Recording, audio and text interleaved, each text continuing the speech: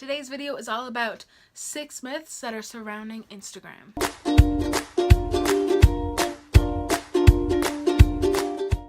For those of you who don't know, my name is Amanda and I am a social media marketing coach, and my YouTube channel is all about helping you build your brand using social media. So let's jump on in.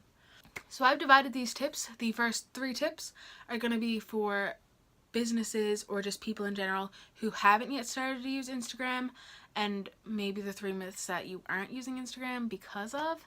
And then the last 3 tips are people who are already on the platform but kind of have heard these myths going around the web and they might be a little cautious of them. The first myth, and the reason that you might not be using Instagram for your business, is because you think it's too time consuming.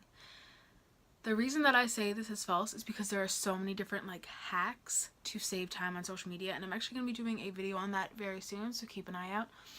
But my first couple tips would be batching your content, so taking one afternoon a week and just creating awesome content.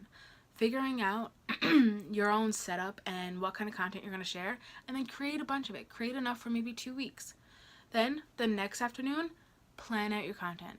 Schedule your content. I use Planoly, and this is great. I don't actually use them to post directly to the app, but I do schedule a time. It sends me a text reminder of when I should post, and my caption and hashtags are already there. It's really that simple.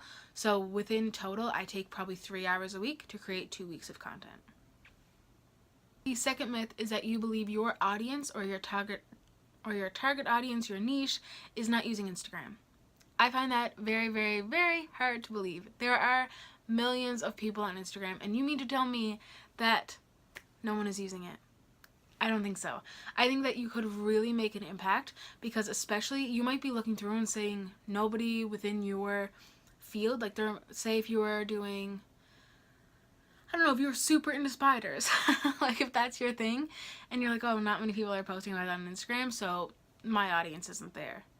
No, this is a great opportunity for you. There are not many people out there. That means there's not much competition. So you can seriously go out there and dominate. You can start the trend, start it up, figure it out, and people will come to you. The third thing is that it is not good for your brand, or that you might not have a aesthetically pleasing image. So let's go back to the whole spider thing. So I personally don't like spiders. I think people don't want to see photos of spiders all the time, but that is not true. There are people out there that will. And Instagram, yes, it is about aesthetics and it is photos, so of course people want to see them. They want to be nice to the eye, but depending on their interests, they are going to see different things as pleasing or not. Okay? But it could also be providing value in a way that it hasn't been done before. So maybe you produce content that might not be pretty and pink and purple, but it's super cool graphics and it's super in-depth and detailed, and people are interested in it. It's eye-catching. So just kind of figure out your own unique style and how you can photograph it and get videos of it, and it doesn't always have to be pretty. It can be cool, it can be interesting, it can be abstract, it can be different. Figure it out. It can be dark and gloomy, it can be bright. There's so many different aspects out there on Instagram, so just play around with it, see what you find out, and hopefully you guys kind of push those myths aside, and definitely do not let them destroy your chance on killing it with social media. So now for the people that are already using Instagram, here are your 3 myths that you might be hearing around the web that I'm here to bust. The very first one is that the Instagram algorithm penalizes people with small followers. This is not true. Instagram actually, in its own weird algorithm way, favors those accounts because they don't see them as a threat, I would kind of say. If you have a bigger following on Instagram might be hiding your posts or shadow banning you, because they know that you are gaining money from that platform. So by having a small following, this does not by any means affect you with using the algorithm. The next myth is that time matters for posting. I personally have never seen this affect me or any of my clients that I work with. And what I mean by this is that time typically affects the first 60 minutes of post. So you might get 20 likes versus 10, or 200 likes versus 20 within the first hour, but at the end of the 24-hour span, so the first full day that your content is up, the amount of likes and comments doesn't really reflect what time you posted that image. So don't worry so much about time. Really focus on providing the best content you can and you'll get the engagement. And the third and final myth is hashtags. I know these have been,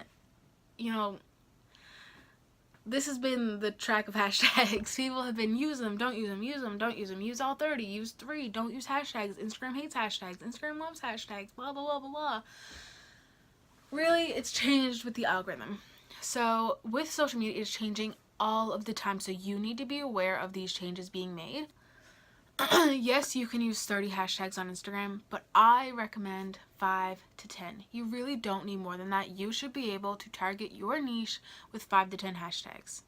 And also by using 30, the Instagram algorithm might see that as a bit spammy now that they are tweaking that algorithm a little bit. Of course, we all still don't know the actual science behind the algorithm. It can be quite frustrating, but this is what people have been noticing. So that's another thing to take care of. And for your hashtags, you should really be hashtagging based on your size as well as your niche. So what I mean by that is if you don't have 1 million followers on Instagram, don't use a hashtag that has 3 million uses. If you have 100 followers on Instagram, maybe try using a hashtag that's been used like 300 times or something like that. Try to narrow down the amount of users who are using the hashtag, because that will allow you to become of the top 9 up top. If you go into the hashtag and you see the top 9, you will get a better chance. So what I always do is do your hashtag research.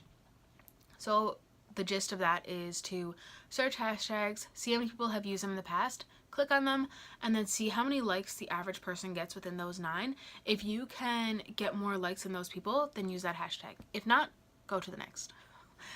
So those are the 6 myths that I've noticed surrounding Instagram. I hope you guys enjoyed. If you guys have any of your own myths, make sure to comment them down below, because I'm super interested in this, because there are so many different tips and tricks and hacks around Instagram these days. So I would really love to talk about it and start a conversation down below. And of course, if you guys like this, don't forget to like and subscribe. Thank you guys so much.